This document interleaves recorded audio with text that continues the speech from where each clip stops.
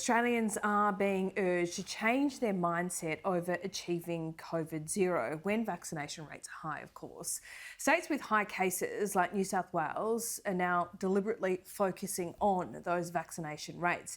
Data shows once you are fully vaccinated, you have a high level of protection against death and serious disease. Joining me live now is Professor Peter Collignon, an infectious disease expert. Good to see you. First of all, when we look at places like Victoria and New Zealand, these jurisdictions lock down hard and fast at the first sign of any kind of outbreak of Delta. We see where the daily case numbers are today, Professor. What does that tell us about the reality of Delta?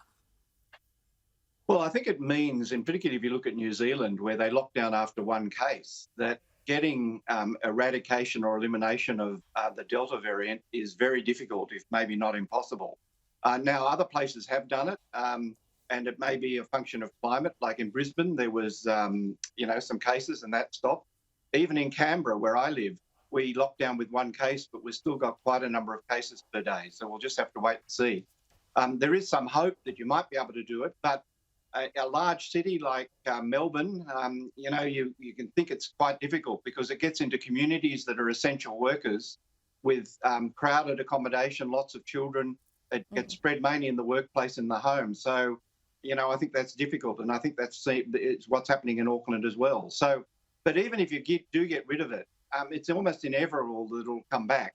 So I think zero COVID is not a reasonable proposition medium to long term. Yeah. It's a very good idea to have low levels now until probably November, because we don't still have enough people immunised. But come November, December, where everybody who's had the opportunity to be vaccinated, at least over the age of 12, has been able to have the opportunity, then I think the situation changes for two reasons. Is that people who are vaccinated, they decrease their chance of hospitalisation by 90% or more, and by death probably by even more than that. So it does turn it into a different disease for those who are vaccinated, and also the consequences for society, because so many more people are protected, you have less pressure on your hospitals, etc. So I think we do have to have a mind shift come, particularly October, November, December, when we have got large numbers of people vaccinated and everybody's had the opportunity to be vaccinated who wants to be vaccinated. Indeed, and we see it in the ICU numbers alone. In New South Wales, 126 people are in ICU, only one has been vaccinated. So, there's real life proof here in New South Wales. Can I ask you about ATAGI? Because this is a body that we're relying on heavily at the moment. It seems rather reactive rather than proactive in the advice that it's given. We see that around AstraZeneca and perhaps even when it comes to vaccines for children.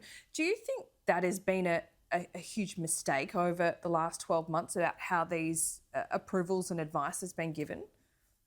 Well, there's two ways the vaccines get approved. Through the TGA, which is like the FDA, that actually says what the data, is this a safe and effective vaccine? But then you've got ATAGI that's making recommendations of what part of the population should have the vaccine, and maybe in one order.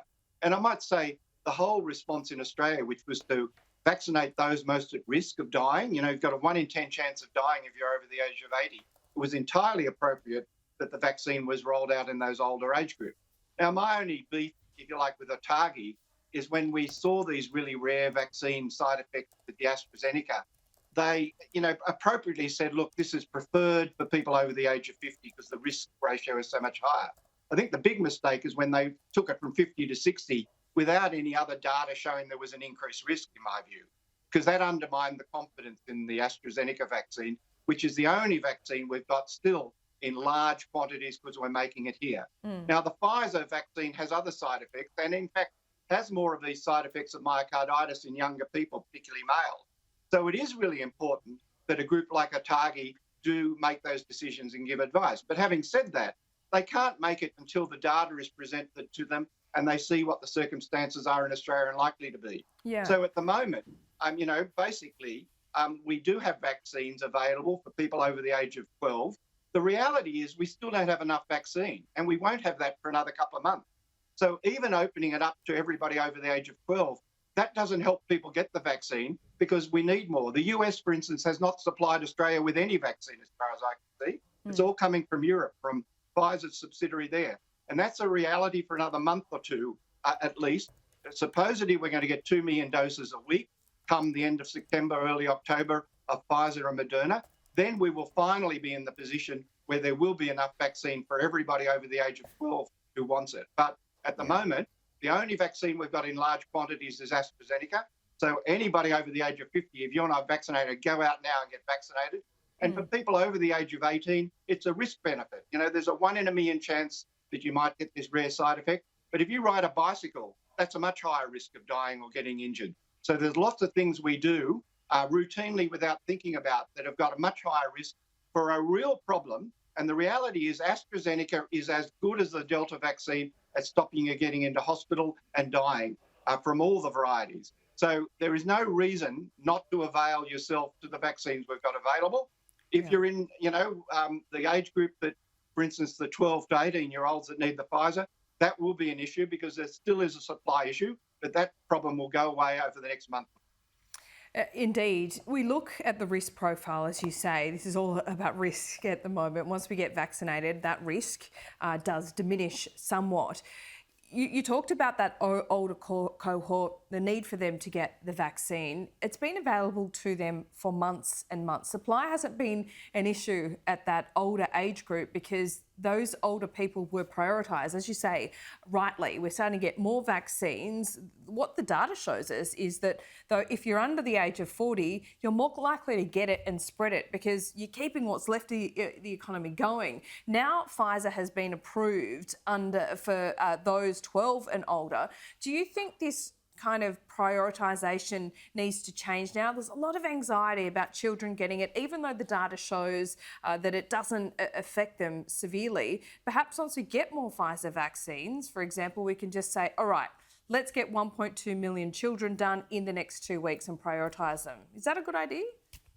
Well, I think, first of all, when you said the vaccines protect you a bit, I think it's a lot. There's a substantial protection from the vaccine if you get 2 doses. But then it becomes an issue about who you prioritise. Now, there is an argument that still the biggest group that get this are actually 20 to 40-year-old, more than children.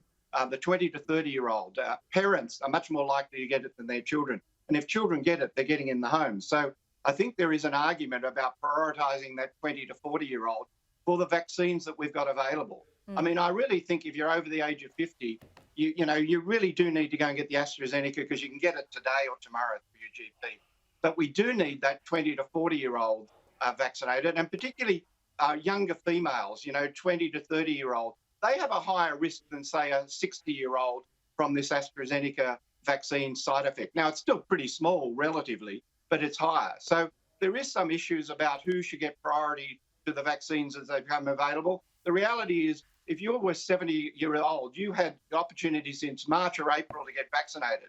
So look, you can still go out and vaccinate it tomorrow. If you're so precious about what brand of vaccine you get, well, you may have to wait a bit longer because there may be higher priorities than you at that stage because we do want this to stop spreading. Yes, we do. Peter Collignon, great to talk to you as always. Thanks so much. Thank you.